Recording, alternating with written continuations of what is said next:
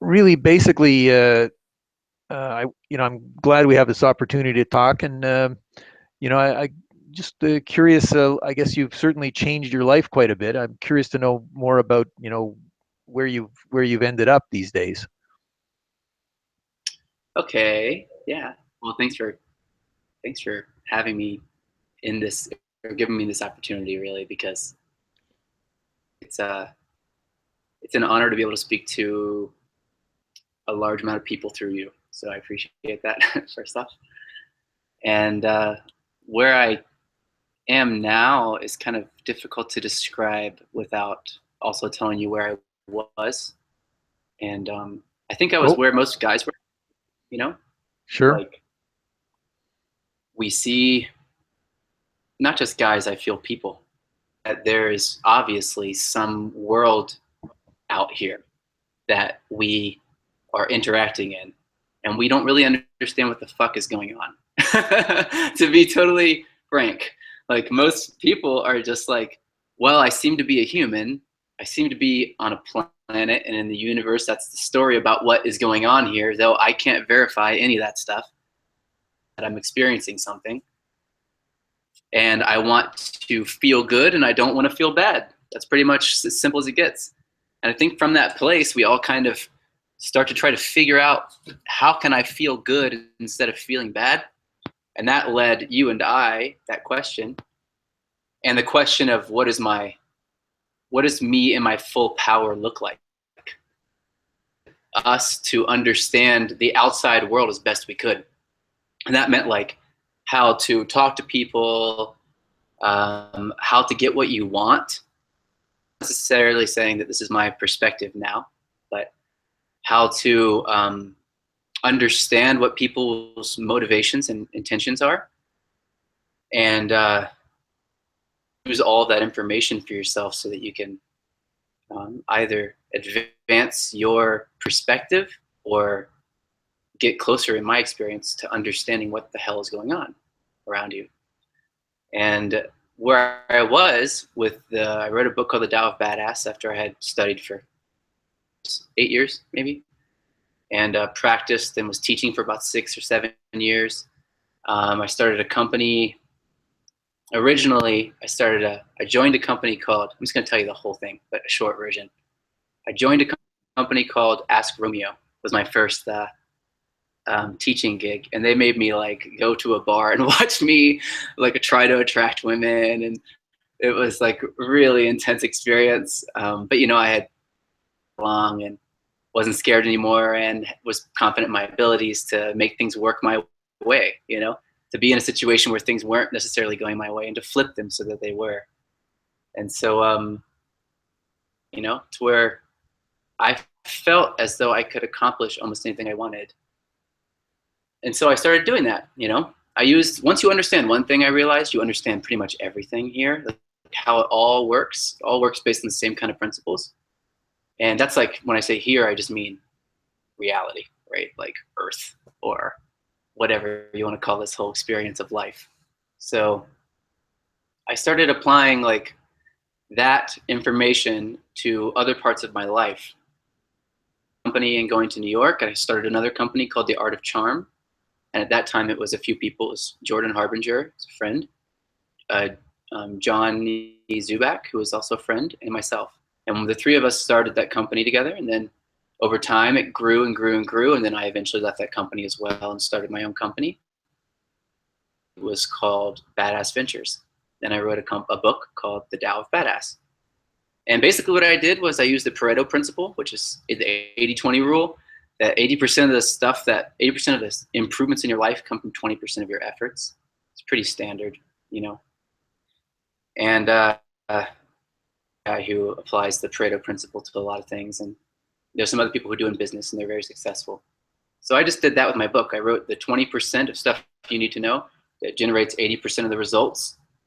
And like, it was extremely effective because that's the way it is. So I taught that, and guys then learned the most important things in my book, and I was doing that, and then it just blew up. I mean, the book just blew up. It was like, first, nobody was even buying it, the digital book only anyway. Nobody wanted to buy it. Like sell some to my friends or past students. I was barely scraping by. And then I decided to apply my understanding of people to marketing. And I was approached by a guy who had this formula, not a formula he understood, but he could write video scripts for like videos with words on them called video sales letters online. But he couldn't teach anyone how to do it. And I was really confident that I could teach anyone how to do anything. I'm gonna close Skype here because there we go. So we made a deal that I would make a formula for him if he would teach me what he was doing. So he said yes. His name was John Benson. And he said yes to that. And I said, okay. So every twice or three times a week, I went over to his place and I learned what he was doing. Most of the time he just talked to me about women in the beginning because he was single at the time, and it was like he's trying to understand things that's going on in his life. And then for 10, 20 minutes, we talk about this video thing he knew. My deal was that if he had a real formula, I would know because I would use it on my business and it would work. And if it didn't work, then it wasn't finished. And if it worked, then it was finished. So he was like, all right. So I worked on it until eventually I came up with a formula that he called the 3X Vsl Formula. Business, I made a video, and that's when the Tao of Badass blew up. The day after I made that video, 10 times the amount of people had bought my product overnight than an entire day before that. And then after that, the numbers kept going up, and people were buying my book by the thousands a day, and people were watching my video that I had made by literally 2 or 3 million views a day on that video at its peak. That was going on for a long time. You know, weeks would stay at that peak, and then sometimes it would drop down and go back. Suddenly, I had a ton of people following me, like, you know, millions of guys who had heard about me, and a lot of them never made it past the video, which is fine because it's a very long video. And so all of a sudden I had money. That was really interesting because I grew up poor. And so I started kind of expanding into my new space. And then I remembered about 13 years ago, at that point, I was working at a gas station, really drawn to truth. Like I was saying earlier, what the hell is going on here?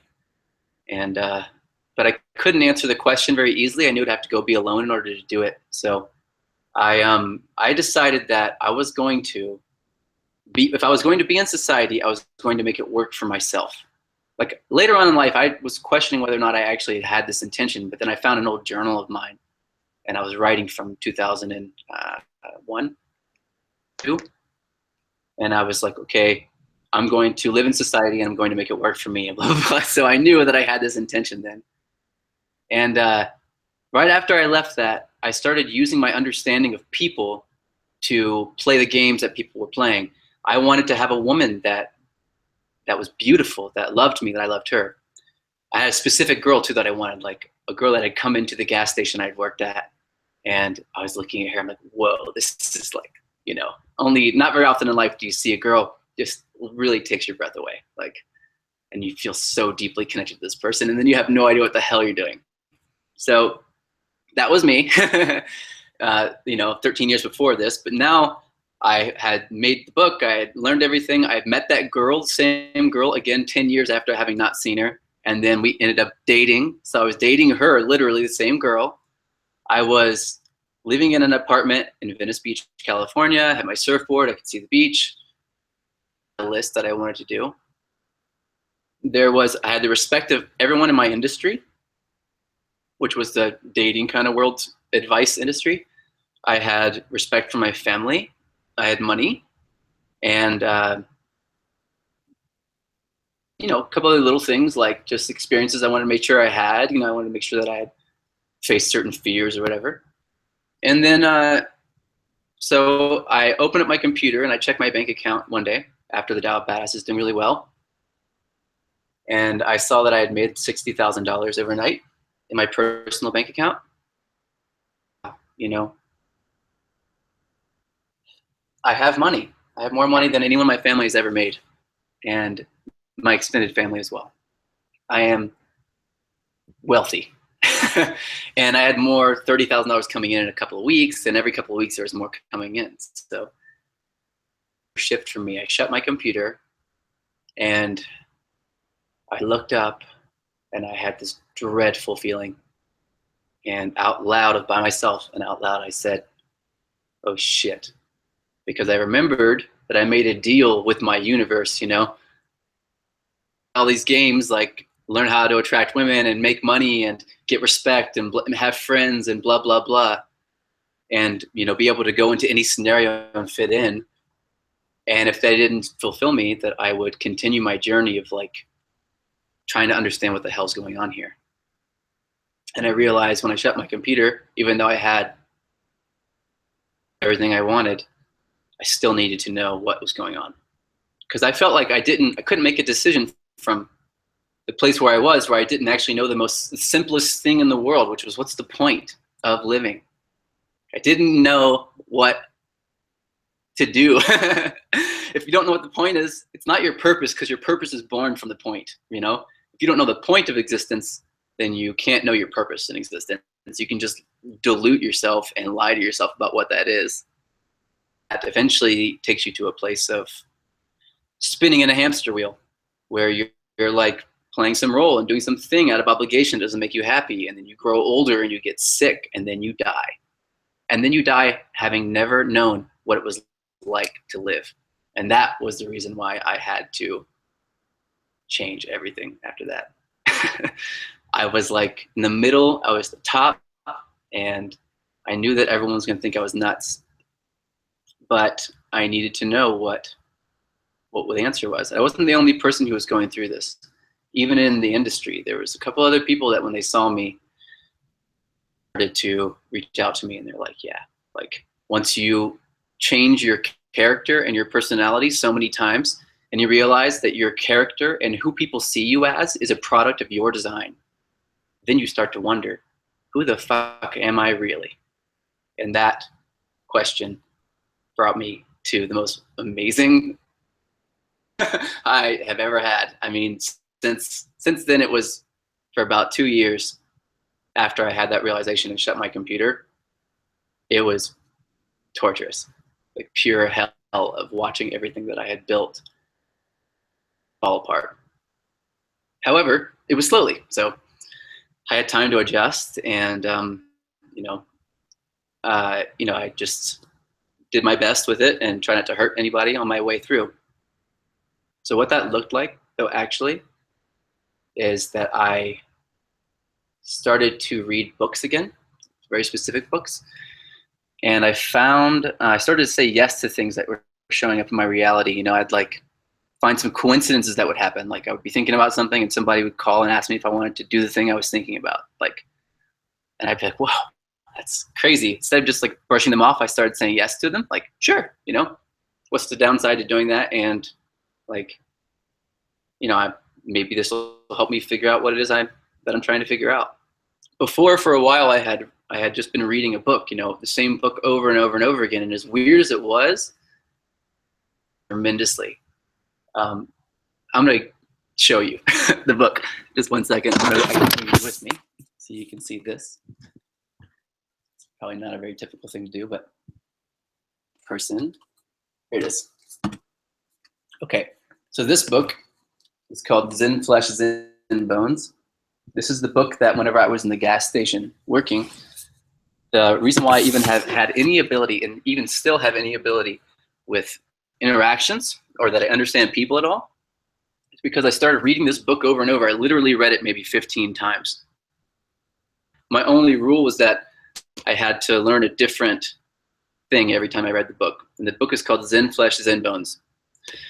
So I read that book. It was just a collection of old Zen writings, and some of them don't make any sense. You just like, read them and you're like, I don't know what the hell this person's talking about. It's just too outdated or something, But if I read it over and over again, eventually I realized that if I learn something new every time I read it, that I will understand everything in that book. And that book felt like it had something important to say.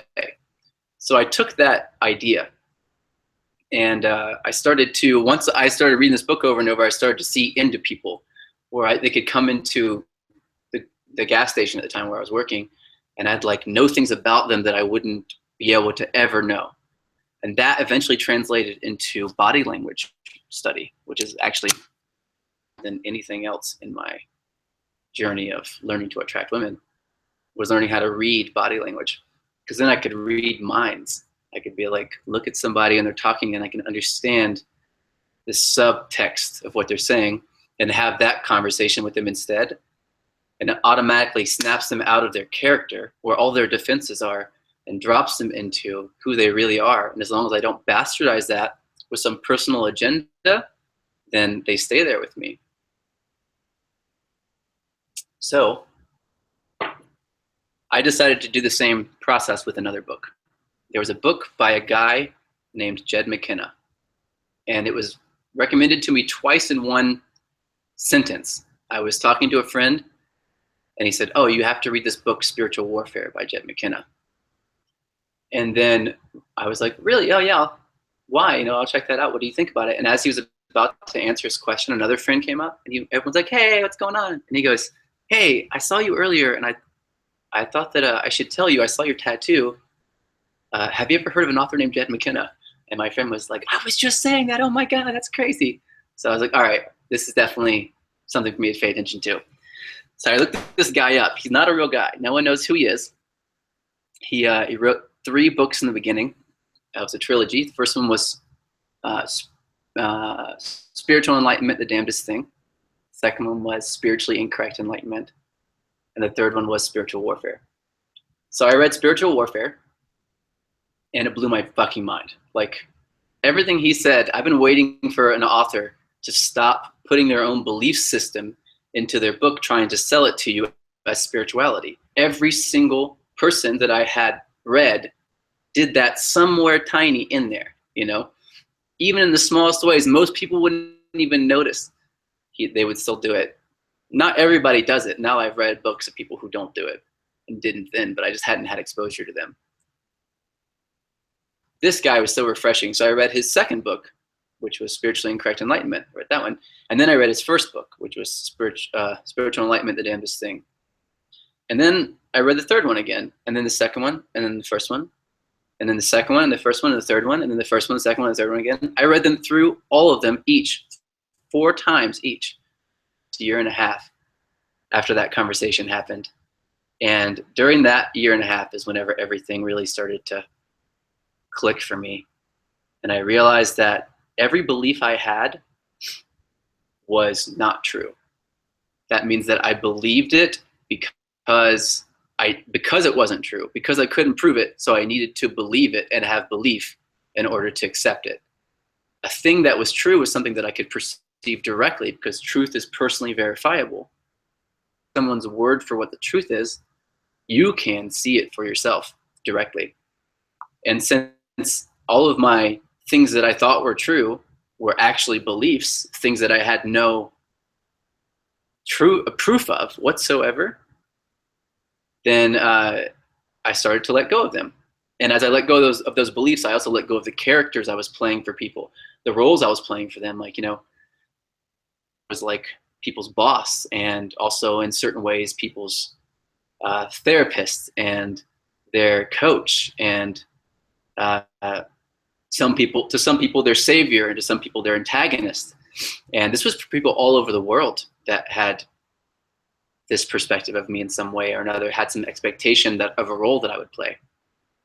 Through this, and I stopped playing those roles, I stopped believing everything. I unbelieved everything. And it sounds like that's not a big deal and who cares, so everybody can do that, but it's not so easy. There are things like, I believe I'm human, or I believe that I'm in a house, or I believe I'm safe. All of those things are based on what? Circumstances that you, even though you don't know that they even are the way that you think they are. It's total delusion. It's baseless conjecture. And that's okay, because belief helps you navigate whenever you don't know what the hell's happening. But if you want to know what the hell's happening, navigate your reality. So anyway, at the core of my book, The Tao of Badass, was how to change your beliefs. That meant that your beliefs were liquid. They would change. They weren't something that were there that was solid. They were something that you chose to accept. So that means that you made it up. All of your beliefs, you made up. And same for me. So I was like, okay, well, if I made these things up and I have tested this out because I've made up new ones and they work just like the old ones and I did it consciously. So beliefs aren't true, I know, because I have believed things that aren't true and later realized that they weren't true. And I believed them. And in fact, all of my beliefs were like that. Eventually, I realized that they weren't true. They were a way to navigate, though, and I did understand that. So there was something there, but I didn't want to use the power of belief in order to navigate, because it meant that I had to believe something that wasn't true, and I wanted to anchor into the truth. So anyway, I started reading. Like I said, I read those books over and over again, and basically he's saying two things. One is no belief is true. That's right. That's how I perceive things. And the second is that it's possible to live life. It is your birthright to live life as what you and who you really are. Whatever that is, you'd have to accept it. It would be the truth of you. The truth of you is your birthright, and it is your natural state of being. So I took a while, but like I said, about 1.5 years, and it took me to go through a pretty gnarly experience during that time. I died, and that was really scary. And you know, I can get into that story, but that's like that's a whole conversation. I can tell you about it, but just to get you up to date before that we go into any of that stuff, I went through this experience, and now I am certain of what's happening here. It's a little crazy of what's going on. The metaphysicists and quantum are kind of screaming the same thing. Some of the smartest people in the world are saying it in other ways. The oldest, most ancient religious leaders were all saying the same thing too. Just a lot to take in, but ultimately I eventually accepted it. And now I have some abilities that I've never seen before in my experience. Like, I don't know, I can look into people and tell them things, and they will me on such a level that I never could before. And the kinds of, I don't know, joy and understanding and ease. Like, I can just do things that people think are impossible. Like, I learned 15 years worth of chemistry and alchemy in 9 months with this. I somehow looked into and understood how to replicate Tesla's technology. I discovered through research what had happened with like pre-Egyptian dynasty and probably where everything came from. I could understand other languages through etymology, like weird stuff I couldn't before. I got super smart, and I got very focused at times, and I got abilities that I didn't have.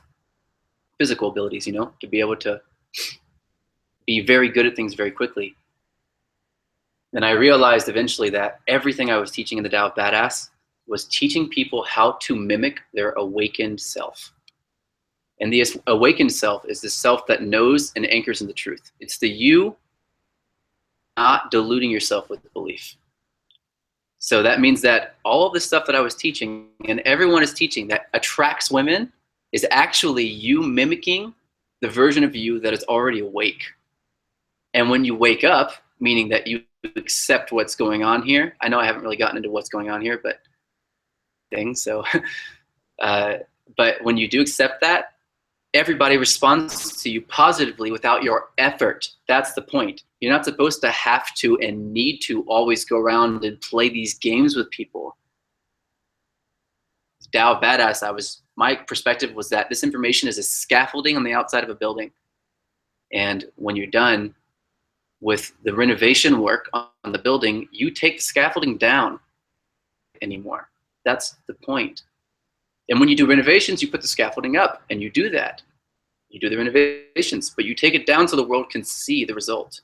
And that way you have to forget everything you thought you knew about interacting. Just forget everything you learned. You really are until you do that anyway. So forgetting all of that, letting it all go. Who gives a fuck, man? Who cares if you are never with a woman again for the rest of your life? It's not the end of the world. There are amazing things about life. Just women. And in fact, if you follow your truth, people will be drawn to you. And I have firsthand of this. You do too, because anytime anybody steps into their truth, which we do by accident sometimes, even a broken clock is right twice a day, as they say. So when we do that, we notice that we have great days, that things work out really well, and you know. So it's that dynamic, and understanding why sometimes you're lucky and sometimes you're not. Why sometimes things work and sometimes things don't. Like, I don't mean lucky in like getting lucky or sex. I mean lucky like things work for you generally in life. And how do you always be lucky? How do you always have things work? Is there a way? It's not by forcing things. We know that now because there are people, the lucky people, who don't force things. They do the opposite. All over the place. They're not just people who are rich, you know. But sometimes lucky people get rich, you know, because they're lucky. But really, there's a dynamic to everything here that you can actually understand if you let go of trying to force things. And yeah, so where I am now is that I see some underlying flow in reality, the bigger signs as things come up, and I go with them. And as I go with them, are born from that. And yeah, that's my whole, that you have that everything I was teaching back then was teaching you how to mimic your awakened state. So stop trying to mimic your true self and just be who you really are, so that you can, or stop being what you're not. That's really what it feels like. Stop being what you aren't. State is you are just being what you really are and who you really are, which is way bigger and more powerful than you can possibly imagine right now from this place. Every step I get closer to it is mind-blowing, and the amount of influence I have on my reality. So I guess the short answer now, instead of it being here's how you get better with women, blah, blah, blah, is wake the fuck up. Wake up. The whole world is waking up right now. It's happening. We're having these deeper conversations. We're like, hey, you know, what is actually going on here? This reality. I realize that my belief does influence things in my reality. So how do I do this better? You know, how do I stop being in pain and confused and hurting people? You are blind and you're wandering around in a place where there's fragile people. You bump into them and you hurt them. So waking up, that's what I talk about a lot, really. And the fact that you are already dead from where you are now. I know that might sound nuts, but this whole thing, this whole reality is happening in your head. The truth that even when you have sensory input, your senses translate that into chemicals and electrical signals and send that to your brain. Your brain, it's just the story of science, right? Your brain projects what it thinks is going on the movie screen of your mind, inside of your head, and you never experience anything outside of that. That's real. That's really what's happening right now. Everything in your whole experience is projected in your head, and you experience it in there. Like when you move your arms around, you can never know, ever. You'll never know if there is even a body on the outside with the arms that are moving. You don't know what the outside world actually looks like. You just know what you are projecting inside of your head.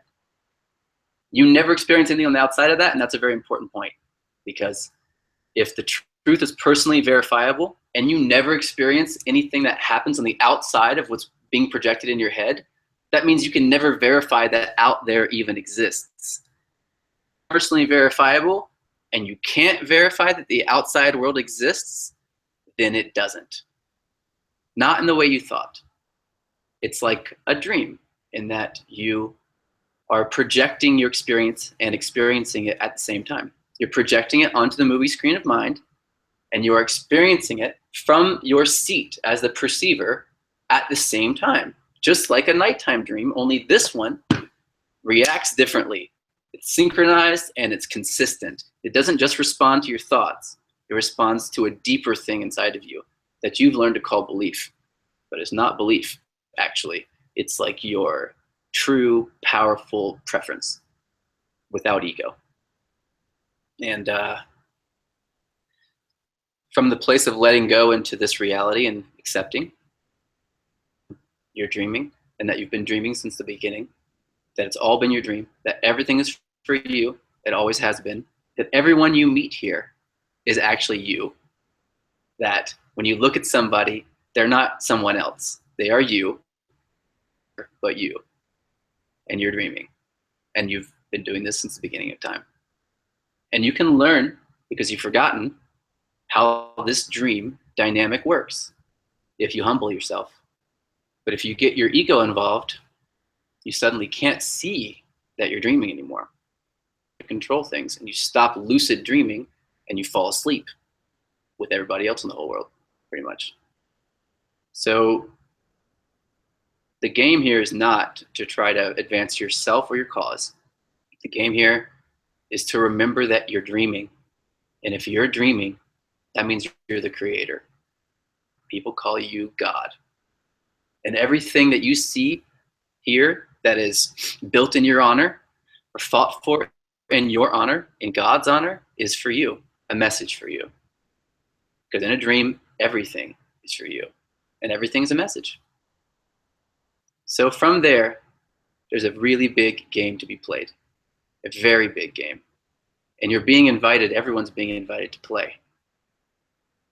Anything in the petty world, it's so much better than trying to grab things and trying to make things happen. It's like,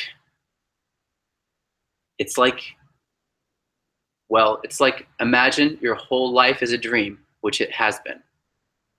And imagine that suddenly you realize that. And suddenly everybody else does too.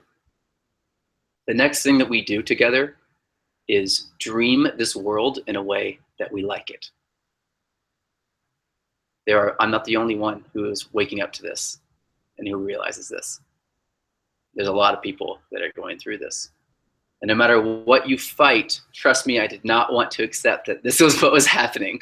I didn't want to have to stand in front of a bunch of people and be like, what's going on here? How do I blah, blah, blah? And I had to be like, well, you see, thing is, you're dreaming. It sounds like such a fucking whack job thing to say. But science also says this, just that nobody comes out and just throws it at you so that you can't ignore it. Everybody tries to put lipstick on this pig, and it's just still a fucking pig. Not that I don't like pigs, I love pigs, but I don't think it's my girlfriend. You know, I'm not now confused in my reality. Yes, I'm dreaming. That's happening. And it's been happening since time doesn't exist, period, until you start dreaming something. There is no time when there is no experience. So there are ways that you can experience this. To verify for yourself, really, you have to stop dreaming and still be there in order to see what happens on the other side of this. But I had to die to do that, and I don't think that other people really have to do that. I think that you can remember, because that's what I remembered whenever I was dying, is that I've been dead the whole time. Technically, dead is just really saying that I'm dreaming from a place where there is no dream. You know what I mean? Like, I can't be dreaming from a bed somewhere and then I wake up in that bed. Oh, this is the real world. Like, nope, this isn't the real world. If I'm experiencing anything, then it's a dream. I mean, I would say it's the real world, but real just is the root word for reality. So it's just saying real is another word for the dream. It's not actually what's going on or actually where you are or what you are, the body or whatever. There's this beautiful poem, I think that I'm going to botch right now, that says, last night I had a dream that I was a beautiful butterfly flying around. And when I woke up this morning, I became confused and sad And I don't know now if I am uh, a butterfly dreaming that I'm a human, or uh,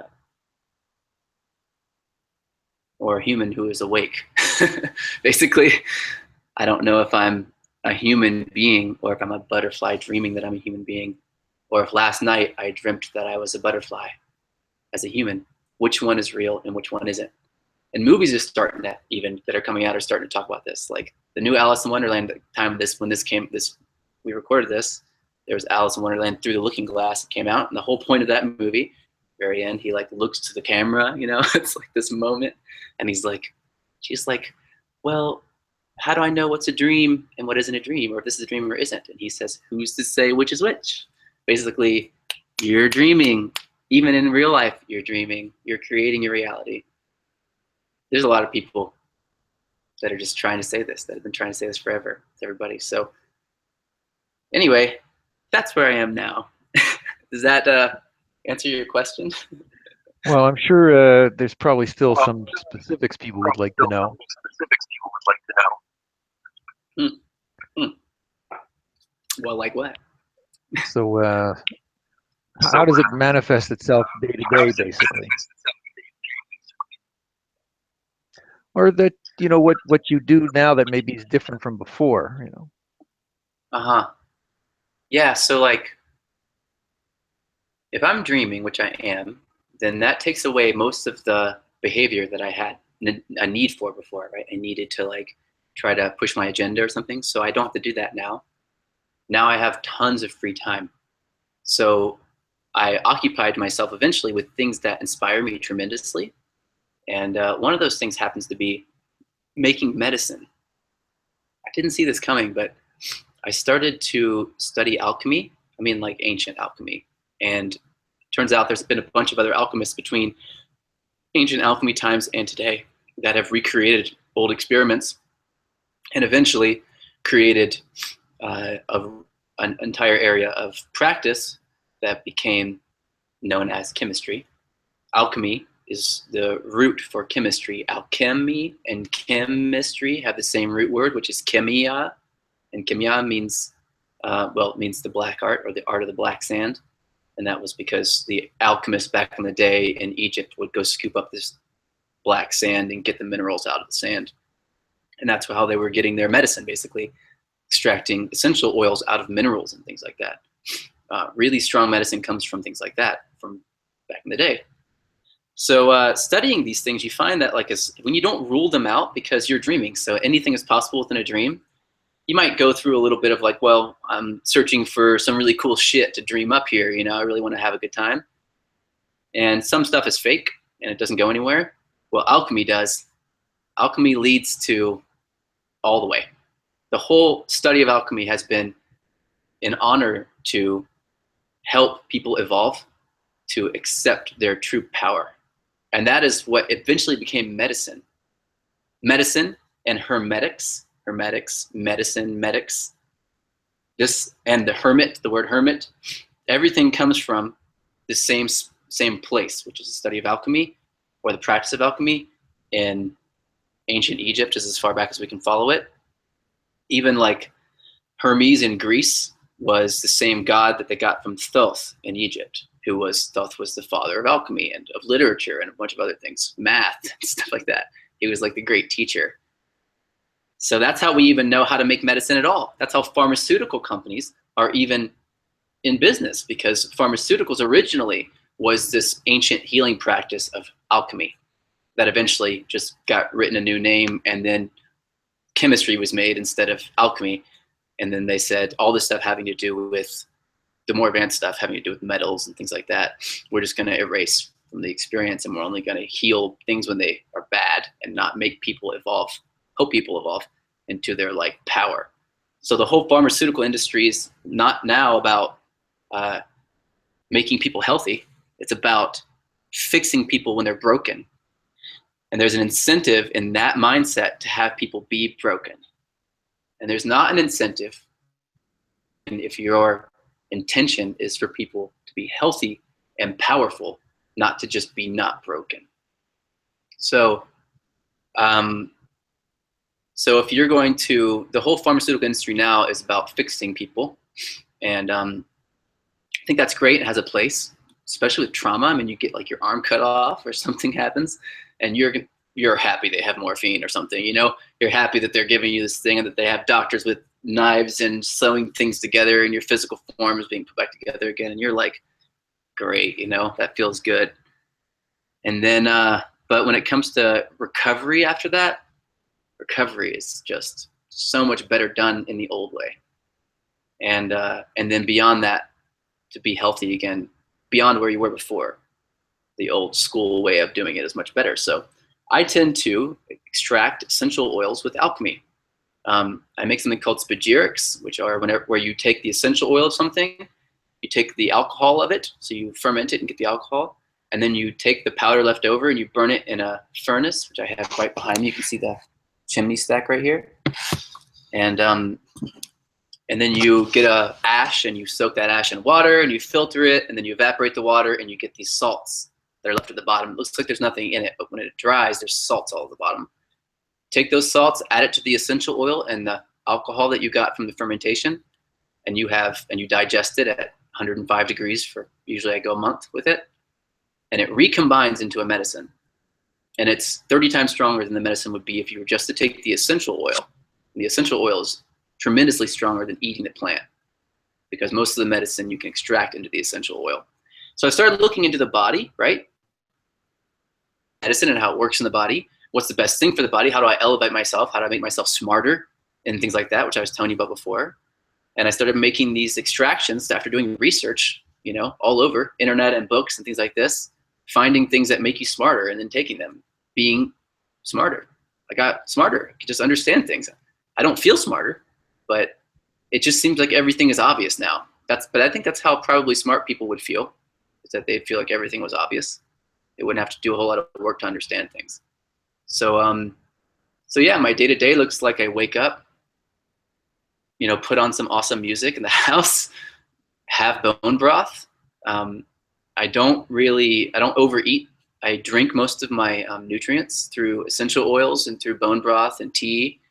And then I'll eat things whenever I want sustenance. If I'm going to work out or something, I'll do proteins and things like that. But most of the time I'm not even eating food. I'll eat food for enjoyment, you know, because it's delicious. But that's it. I don't do it for my nutrients because most of the food I eat, my body has to break it down. And I understand how the body works a little bit better now.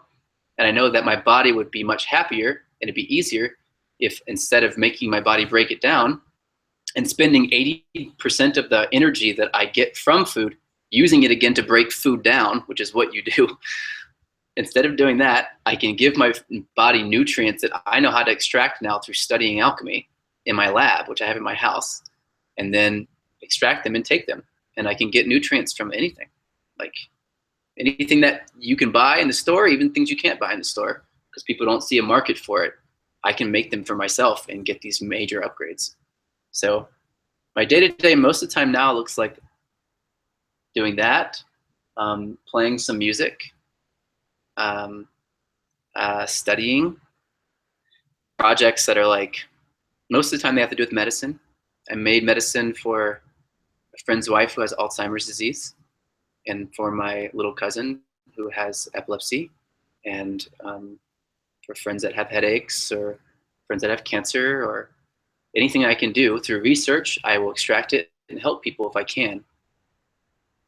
And it's not my calling to help everybody, and it costs me money and time, but I'm using the money that I got from selling my half of the business, Tao of Badass, to give this gift, you know? It's not just a gift to the world, it's a gift to me, because as I learn and help people, I help myself by exposing myself to all of these wonderful medicines. And they're all natural medicines, like organic. Them down so the body doesn't need to break them down, so that they become medicinal in quality, you know? And I don't sell them as medicines, and I don't sell anything except, I started a company called Hermetica, which is, we do a 5-day cleanse, which is like a thing that cleans out all of the Egyptians used to call this thing called auto intoxication, which was like killing people. Makes you age early.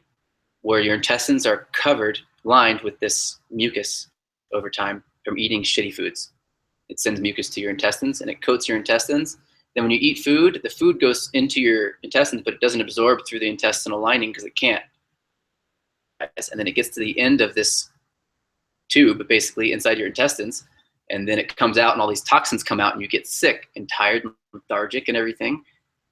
Happen after you eat sometimes, it's very, very, very likely that you have most of your intestinal tract, or some at least, is covered in this plaque.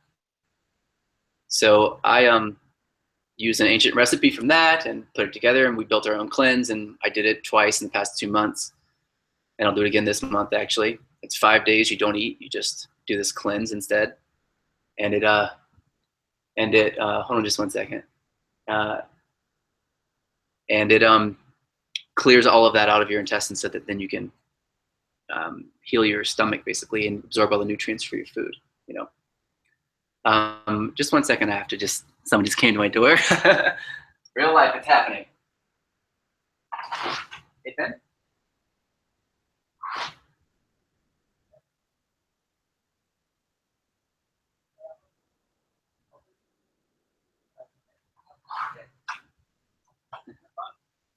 Thanks. Okay, here I am, somehow, wherever I go. So, yeah, so anyway, most of my day is I make stuff for myself, you know, or have these kinds of conversations with people. Seriously, this is like what I'm doing all day long, every day. And I'm guessing I'll probably write another book. It'll be about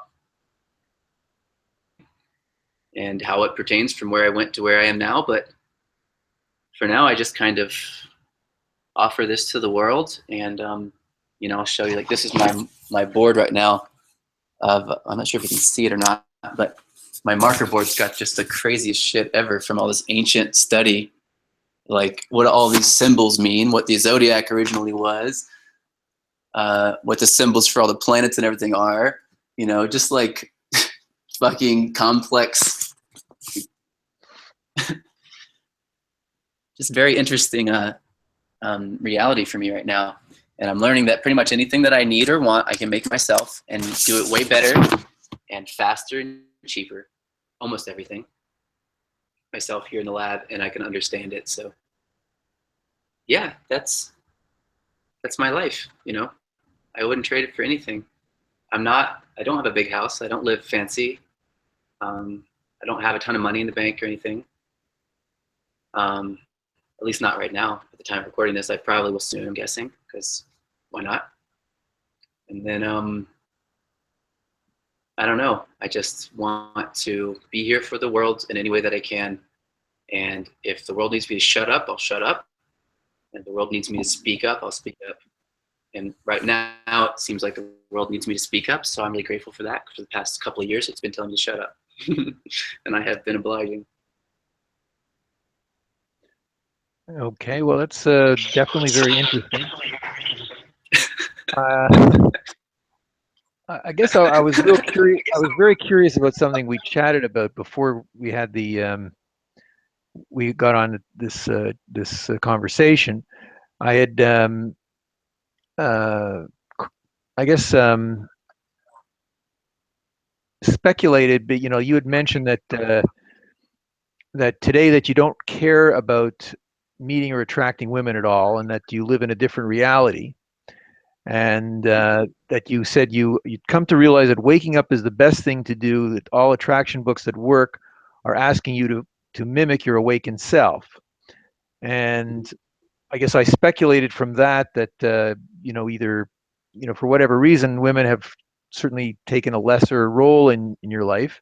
And then you suggested there's a different option, which is transcendence. And I guess I'm interested to learn more specifically how that relates to, you know, your actual life in terms of, you know, is it just that, you know, there's no real interest in women, period, or is it there's a women you already have whatever you would want, or how exactly that manifests itself? Mm-hmm. Okay, so first, we have to remember that we're dreaming. So that means that by we, I mean I. I have to remember that I'm dreaming. This is the number one thing. That's what waking up is. That's all that it is having a default state of your experience be that you remember that you're dreaming this whole thing and that it's just you here and all the implications. And none of the other stuff is true, and you let that go. You don't hold conflicting ideas in your mind that I'm dreaming and yet I still, something is bad or wrong or can be bad or wrong. So that's impossible. If you're dreaming everything. It's all message for you, that kind of thing, right?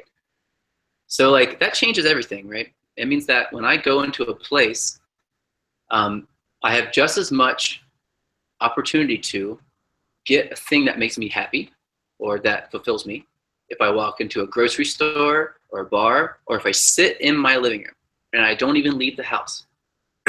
Let's say that I have a deeper desire for partnership, or not partnership, but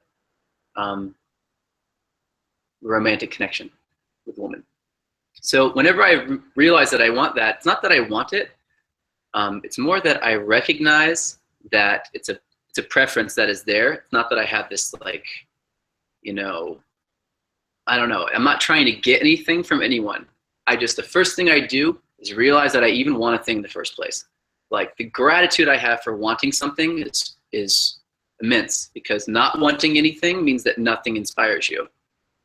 And so when I recognize that I do, I say yes to it in my body and in my mind. So that means that I have, the first thing I do is, because I'm dreaming, and lucid dreaming is the only way to navigate a dream, actually. There's no other way to navigate a dream reality except by lucid dreaming. And lucid dreaming is based on, in this way, the waking state is based on your intentions and your deeper desires, not your egoic intentions. So right now in my life, there are women in my life. In fact, today, 2 are showing up here and staying here for a week with me. And then there is, and I may not be romantic with either one. I may be romantic with both of them. Probably not though, because I just don't feel that coming, Like I don't feel this romantic kind of orgy situation happening right now in my reality, because it doesn't seem like it would serve me to have that experience in the moment. Meaning that like, I think that it would be better if it was a little softer than that, like just some intimacy, but not necessarily sexual connection, and not kissing or anything like that, just like feeling women and feminine presence in my life. And to me, I don't know, like I've had a lot of sex with a lot of women, and I've attracted a lot of women, and I just, I came to the conclusion that trying to make anything happen doesn't work. If you try, people can tell you're trying, and then you only get the people who don't notice that you're trying, and those people are usually not the people that you want to attract in the first place.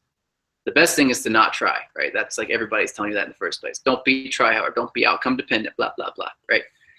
That's because it's not the way to navigate reality. You don't navigate reality by trying out here. You navigate reality by remembering that you're creating all of this, and that creates confidence, meaning that you're certain. Confidence is certainty. Like what's your social security number? It's blah, blah, blah, blah, blah. Are you confident that that's your social security number? Yes, I am. That means, are you certain that that's the case? You get certainty through repetition of experience. Once you test something consciously and you know that it works because you've tested it, and you've tested it 1,000 ways, then eventually you become confident. That's what it is. And people who need less information in order to be confident, they suffer for that too. They suffer for that because they become confident in something before they're certain. So now they're just like, yeah, I'm this confident dude, but they're not certain about what the fuck is happening.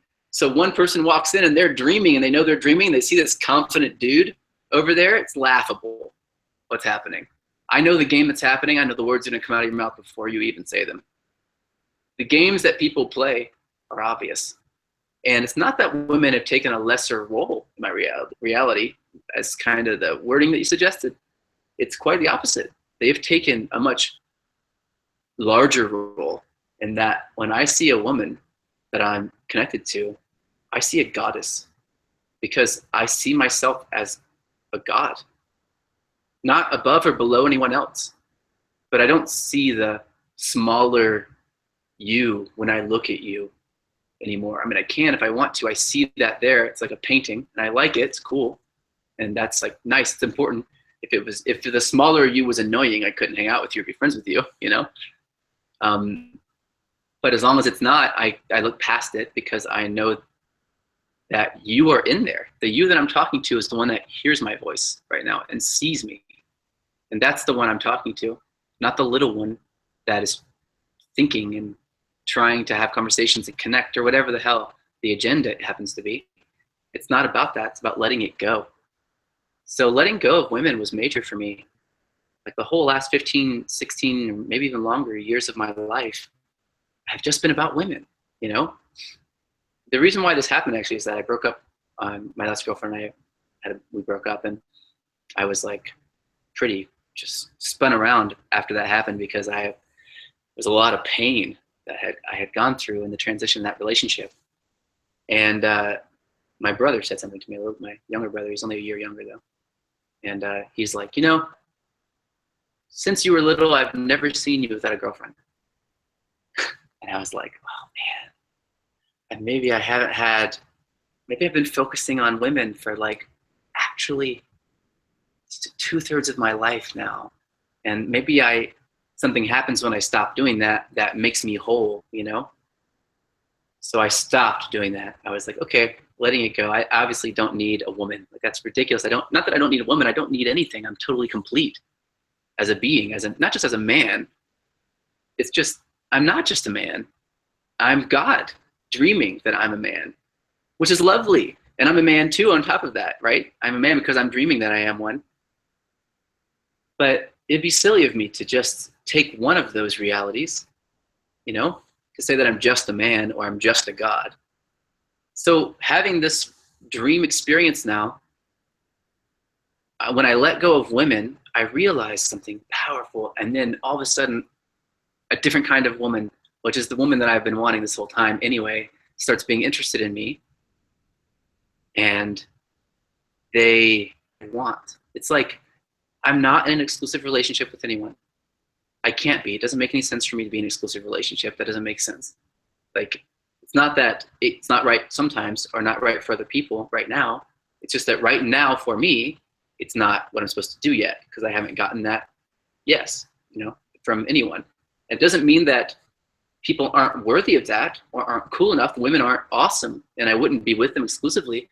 Many of them I can imagine that, but it would be me stepping out of integrity to say, just to have a woman, no matter how beautiful she is, and to be exclusive with her, because it's not I'm not supposed to focus on someone else like that with all my attention right now.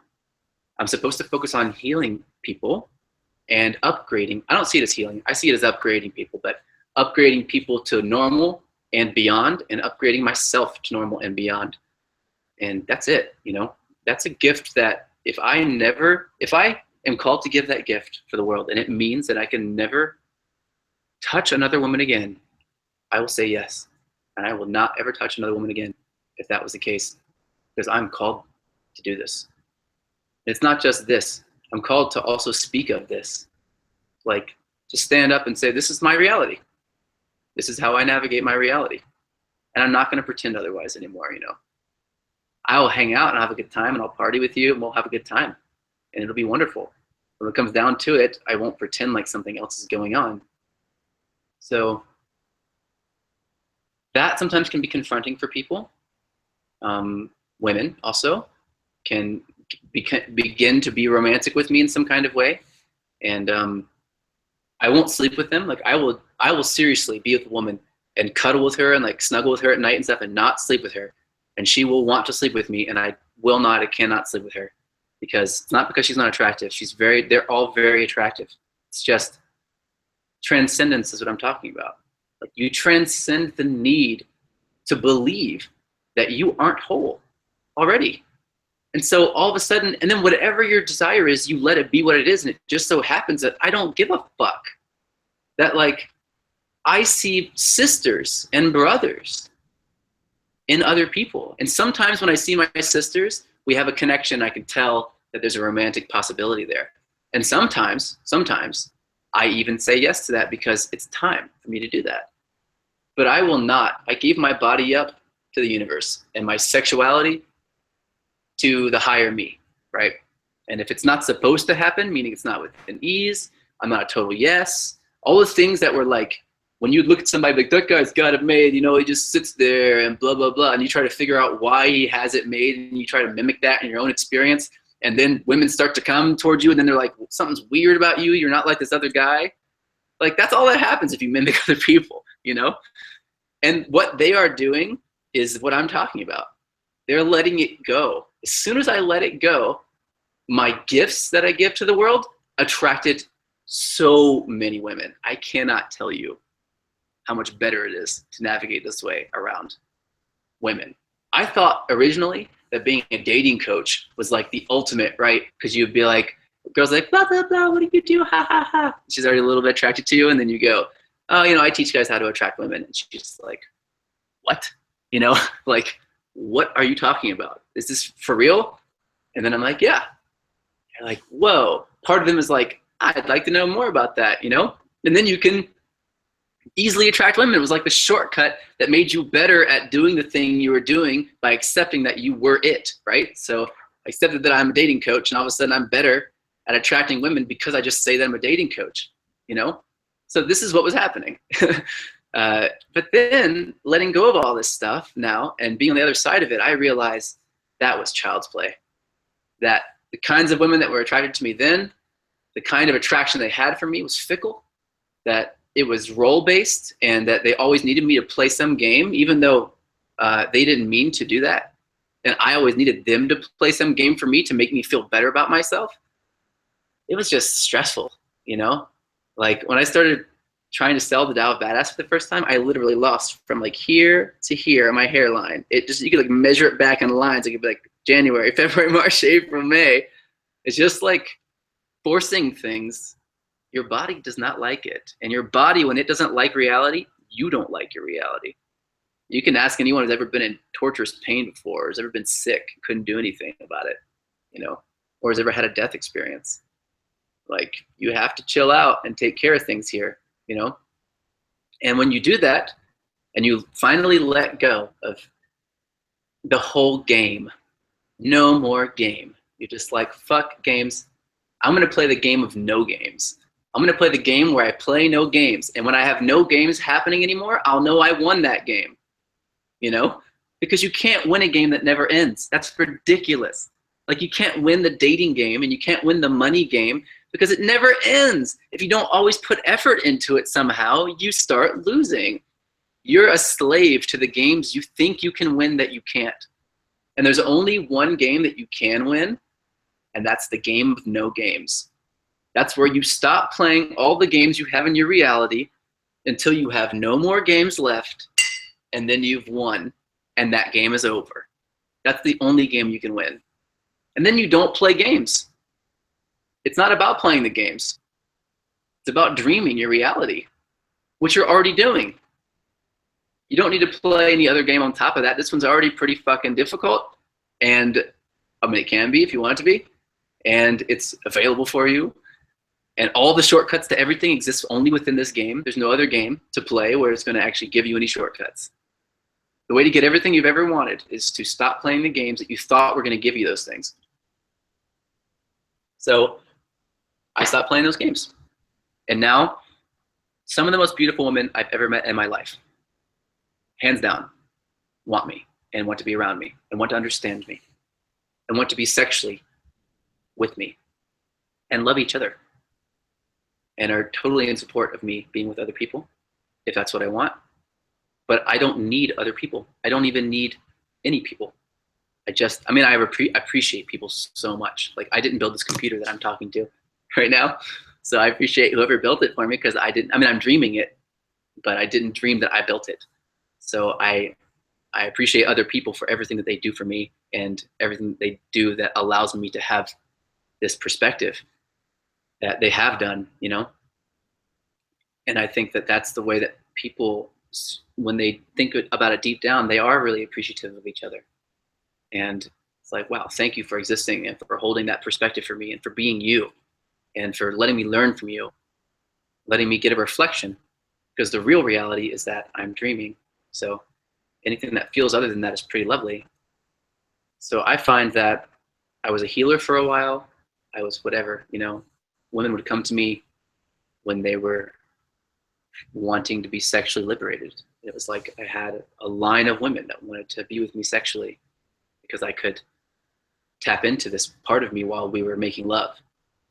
But that's not what I'm here for. I'm not here to dream that people are broken and they need to be fixed. I'm here to dream that we're all badass and that I can help us all be more badass, even because everybody can help us all be more badass. So that's what I do. I just do that because that's fun, not for any other reason. And yeah, so yeah, I don't try anymore and don't do anything that I learned. I'll tell you that. The funny thing is that I can still see everything. So like any game that's being played, I can like look directly in at somebody and talk to them directly past all their games about how they're playing games in the moment. And there's nothing they can do to avoid that. And that's a power. And it's also a freedom for people because they realize they don't have to play these games around me because I love them for who they are because they're me. So of course I love them. Like, how could I not love me? I just have to because I am the one that is loved and is loving at the same time. So it's like everything's me. So I must really appreciate everybody. So yeah, it became not about getting anything from anyone, and that changed. It changed everything for me. And now I have everything I've wanted from back then, and I don't have to do hardly anything to get it if I have to do anything at all. And this is the shortcut, the real shortcut, So transcendence is just letting go, basically, and yeah. Well, your natural state is to evolve and transcend. I mean, you've been doing it since you were a baby, and before that, but as far as you can remember, since you were a baby, you've been evolving. Transcendence is letting go of what you're not anymore, what you thought you were, but now realize you aren't. That is transcendence. It's not like you're grabbing onto a new thing and letting it pull you to the moon, full of all the baggage that you have attached to you so you can even get on and float. What you realize is when you let go of your baggage that you can fly to the moon. You don't need to get into a machine. You have magical fucking powers, Like, you're a super badass. And you've been playing small for a long time. You're not the character you play because your character changes. You are that which, when changes, remains constant. So that's what it is. You let go of that whole game. You know what I mean?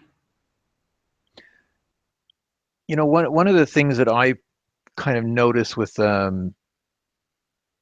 approaches the way you're sort of described is that it's one thing to listen to it and to understand it. It's another thing to actually live it. And maybe you have some tips that someone could that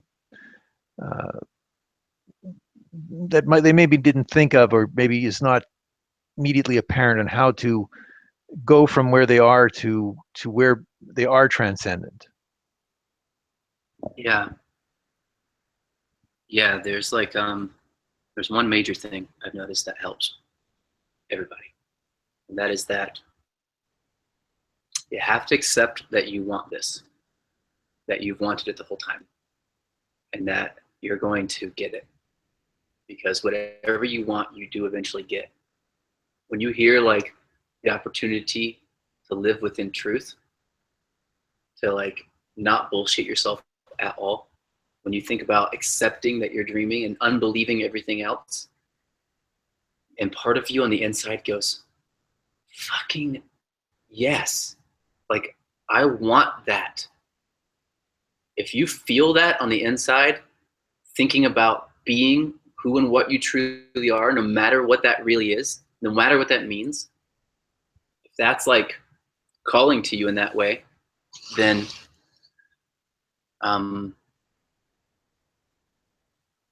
that's really it. If you want transcendence, and you're willing to let go in order to have it, and part of you deep down says yes to this, even though you're like, what, not yet, or whatever, ignore all that stuff for a second. If you look inside yourself and you're like, yeah, I do want that for my life. I don't want to be at my deathbed and realize I have never lived in that moment as everything's slipping away. I want to know I lived, which means I want to know the truth, and I want to never forget it. And if you feel that, you're like, you agree with me, then that's all. That means that you are already on this path. You can't want that and know you want it and not be on this path. You have to accept that your goal actually is to wake up. That's what it's been the whole time you've been doing this. You've been practicing and understanding other people and learning how they work and fighting the good fight in there, you know? Like getting lost as fuck, where you're like totally forget who and what you are. And you did it all so that you could find yourself again. Be found and find yourself. So if you feel like anything I've said is resonating with you, then first thing you need to do is accept that you do want this and you want it deeply. You may not know yet that what you want comes true, but you don't need to know that yet. What you need to know is that you do want this, and it is your birthright, and you're not going to stop until you experience it, because that's what this whole thing has been about in the first place. Why you've been seeking out help and guidance and coaching and searching for answers. All of the answers have been this, you know? Everything in life has been preparation for this. All of your figuring out that you can accomplish anything. Well, what's the thing to accomplish then? What's the greatest story on earth? The hero's journey, which is about waking up. It's just what it is that you've been called to do since the beginning. That's the first thing. That's the most important thing. Jed McKenna calls that the first step. When you take the first step, it's like it's only one step. It's the first step. It's like, you know, hey, come on down. It's only one step. The step is like 75 stories. So when you take that step, there's nothing you can do to stop it. If you realize inside of yourself now that you do want to live a life like that, there's nothing you can do to stop that from coming. It is your birthright. And if you recognize that you want it, all you can do right now is begin to unbelieve things so that it can take root inside of you and live. The truth can live within you instead of you needing to always seek for it and forget it all the time. So my one piece of advice to anybody ever, and especially men, if you are brave enough, read Spiritual Warfare by Jed McKenna. If you're brave enough to do it. Once you do that, if you read it and you keep rereading it till you understand everything in that book, it might take you 8 times to read it, but who cares how long it takes? You know, even if you only get 1 minute of knowing the truth and then you die, that minute will be 100 years to you, and it will be worth it. And the secret for me was that you get more than a minute afterwards. Life begins when you accept this, not ends. I mean, part of your old life definitely does, but that's what transcendence does. That's what happens. You know, when you transcend the mindset of a single cell in your body and you become the consciousness that is all of the cells in your body, that's what makes you you as you are. You know, you transcended, you let go of being the small you. You float in the void of nothingness as everything collects together. And then all of a sudden you become the greater thing. And you're also the smaller thing that you came from at the same time, no matter what it is. So you never lose a part of you. Even your ego, you don't lose your ego. It never existed in the first place. It was just a character you were playing. So you just let go of that and now you're back to zero. That's like where you start, you know? So my advice, like I said, accept that you want this. Don't accept that you're already on the path. Most people are like, I don't know if I want to do this or not. When I figure out what it is, I don't know if I want to do this. Well, if you figured out what it is, that means that you figured it out because you do want it. And it sounds scary, and so you're now trying to back out, but you can't back out. It's too late. As soon as you feel it, it's too late. So if you have felt that in this video interview at all, then you are being called. You should start to understand. I read books on Jed McKenna, read his books. He's got other books too. You know, he's got 3 other books, but the first 3 were really powerful. The third one being really, really powerful, Spiritual Warfare. I read books on resuscitation science, on how to, like, what happens to you when you die, on the pineal gland and dimethyltryptamine release, which is what a chemical that releases when you die. Obviously a lot about death and that experience. The Tibetan Book of the Dead. Read a lot about, you know, you can read things like by Eckhart Tolle, who's like really spot on, but really soft, right? So if you want something softer, and then if you want to understand what the fuck is going on here, you can turn to the ancients and you can figure out how to dream. And that's what they were teaching, how to dream. There's a lot of books on how to dream, and some of them are shit. Some of them are, most of them, 95% at least, the puzzle. They're not the whole picture. In fact, all of them are a piece of the puzzle as far as I've seen. I've never seen one manifestation book that's about the whole thing. But manifestation is a word that we use here for lucid dreaming in the waking state. It's a weird word. I don't like to use it because people have an association with other things when they think manifestation. So they think woo-woo bullshit, but that's not what I mean. I mean like lucid dreaming and the way that your living world responds to you. And there is a method to this madness. There is a system that you dreamt for consistency. Understand it. And whenever you see it and you think of it consciously, and you start to look at it consciously, now you are living as a god. And that is really what this is about. It's about being immortal man and mortal God, which is your birthright. To remember that you are the immortal you while you are dreaming that you are immortal you, that you are mortal in this physical form. And you can do all sorts of things from that place, including, but not limited to, extend your life beyond what you thought was possible, beyond 90 years. Is the clear, you know, like remembering for you and a transcendence of the body. Whether you come back to dream another body is up to you. But when you transcend the body, when you die, you don't really die. You're still there. And I had to go through my death experience to realize that I'm still there when I die. But the void, nothingness, forever, consciousness, greater being me, which is who I am, truly. Who you are truly too, obviously. So, yeah, that's the practical part. You know, you have to unbelieve everything. That's the hard part. You can write notes. I mean, journaling is, I put notes on my phone. Like, I did every fucking thing I could to remember that I was dreaming, and it still took me 1.5 years. Fucking day. And it was painful, man. I'm not gonna lie. It doesn't have to be painful, but it was for me very painful. And I had, like, the background of my phone was a note to myself to remind myself that no belief is true, you know, that I'm playing the game of no games now. Anyway, takes everything. Notes to yourself, writing about it all day. Every conversation is about it. Every movie you watch is about it. Every book you read is about it. Anything that gets in the way of it, you leave or stop. And that's what you do. And in this way, you clear yourself. It is the real rite of passage. It is the masculine rite of passage. You want to be a warrior? The warrior exists only to free you from belief. So if you want to take that path, then first thing you do is don't bullshit yourself. You got to be accepting that this is what you're doing. You know. So, does that answer your question? Quite an answer, yes. You're let me know, but you now have you're now making medicines and things. What are you I guess what are you offering to people these days in terms of products or events or coaching or whatever? Maybe you can tell us a little bit about that. Yeah, like I said, I started a company called Hermetica.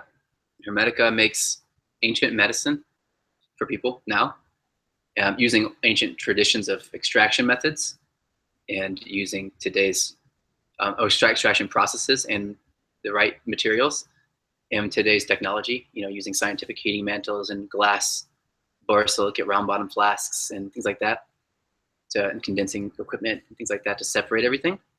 So I do that, and there's only a couple things that I really think are worth taking all the time. By the time that this comes out, maybe I'll have more. But one of them is the cleanse I was telling you about that I made. It's a 5-day cleanse. And then the other one is the strongest antioxidant known to man, which is an antioxidant is something that stops oxidative stress within your body.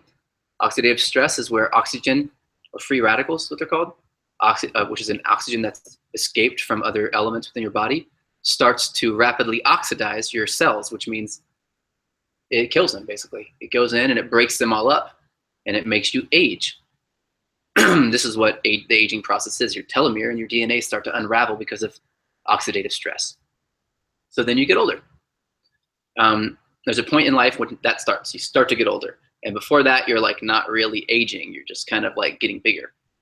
Clicks and your telomeres start unraveling, which are the very tips of your DNA strand. So antioxidants remove free radical oxygen from your bloodstream and your body. And if the antioxidant is strong enough, it can do that really well. Your body naturally does it through something called the methylation cycle, where you eat foods or whatever, and your body takes out things and then converts them and cycles them around in chemicals. Like we'll convert them from one thing to another. B12 gets converted into SAMe, which is an antioxidant.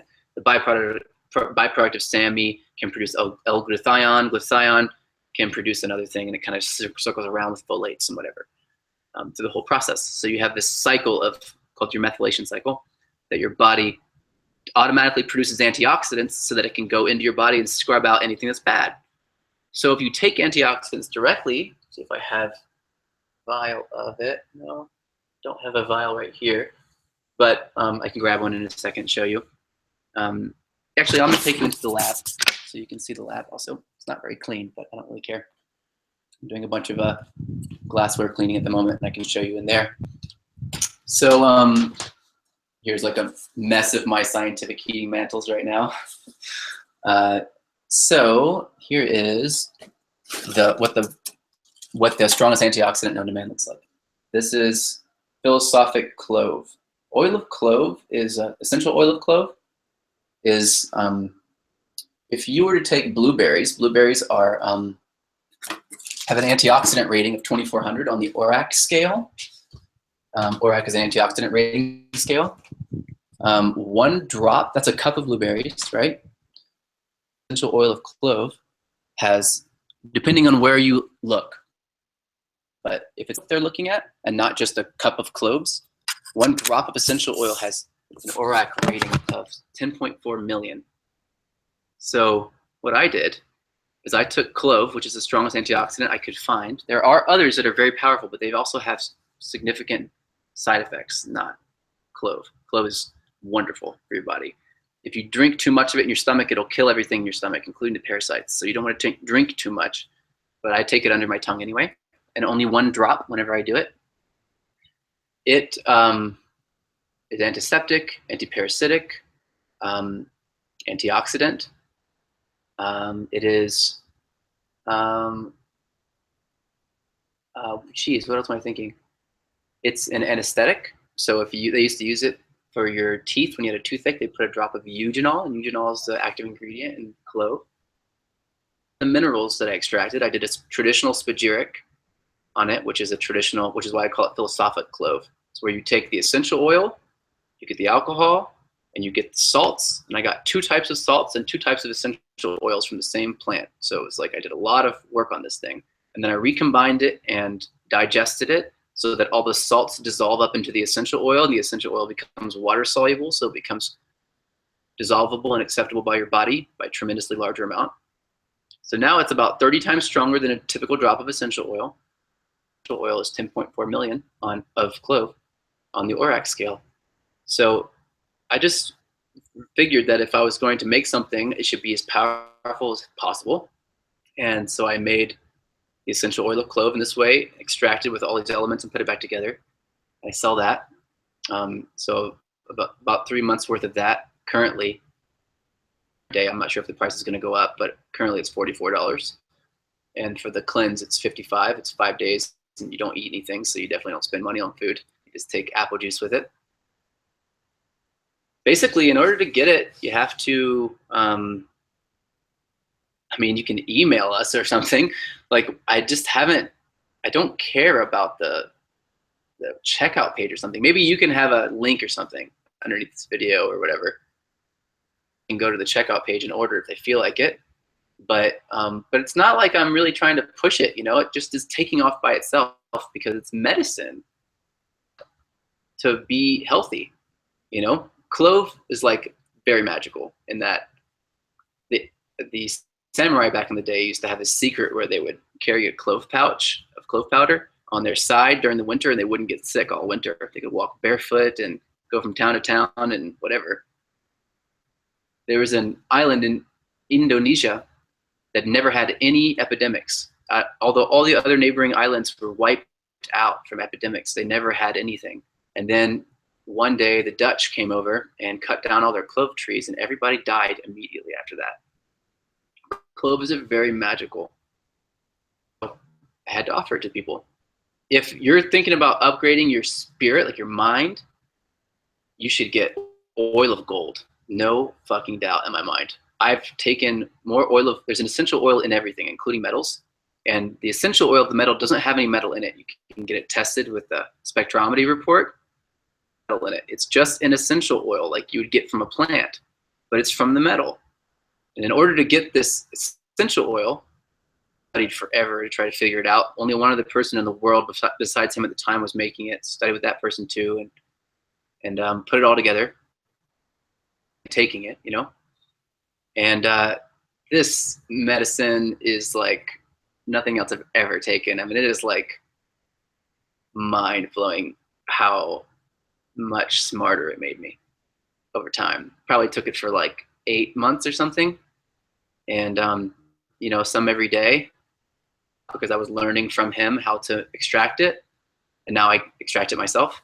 So I have, you know, quite a bit for myself here so that I can just have it. If you want to buy it, you can go to KymiaArts.com, KYMIAARTS.com, or just go on Google and type oil of gold and look for the Kymia Arts page.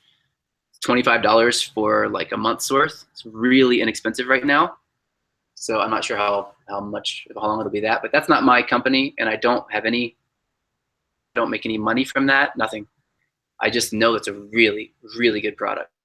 So if you want that, I would get that. And then if you want any of my products, I produce really good medicine, and medicine not necessarily for broken things, but also for that, but not really. What I normally do it for is for making you bad as fuck and superhuman, you know. I also have a group called Superhuman Habits, which is a closed Facebook group with a separate membership. So people who are in the group are also members of something that is $10 a month. I don't do it for money. Obviously, it's $10 a month. And I don't accept everybody, about 1 in every 5 people that apply. But the group is amazing, and I offer some major shortcuts in there as I discover them.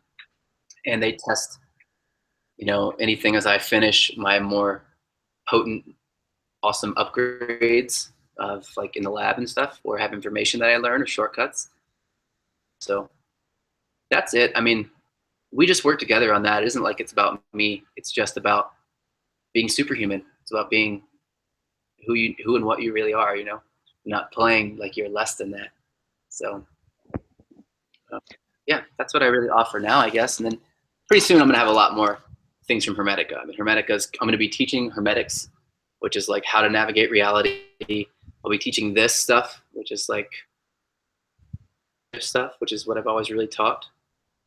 And that I'm open, you know, if someone wants me to come teach in their area or whatever, and they want to put something together, I'll come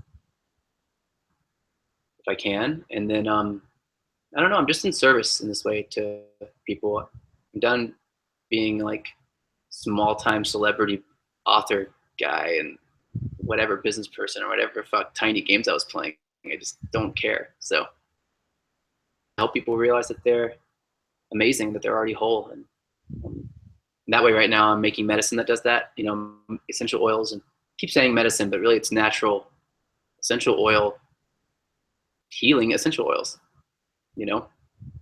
and also the minerals and stuff from the oils, putting them back together again. And they do work as medicine. So it's like, but that's what I'm offering right now. I don't think there's anything else. And the coaching, So if somebody, so if somebody wanted some, let's call it guidance, possibly coaching on sort of going in these directions, is that something you're open to as well, or that's just you sort of give them a couple of pointers and let them on their way, basically? Yeah, it depends on where they are in the process. Someone's going through awakening, I can't charge them helping them, because it's just not my way. Because I'm just going to have you read the books. You need to be sincere. You need to be serious about what you're doing. If you're serious, I will coach you for free. I will help you for free. If you do everything I tell you to do sincerely, I won't tell you to do anything that isn't in your best interest, and that'll be the agreement that we have, then I don't need to charge you for anything. Why would I do that? So help people in that way. Sometimes they reach out to me. Facebook's hard because I get so many messages and I don't reply to all of them, and but if you go to superhumanhabits.com and you apply and you get in, you'll see me in there, and you can talk to me in there and stuff. But that's it. I don't really have any other way of.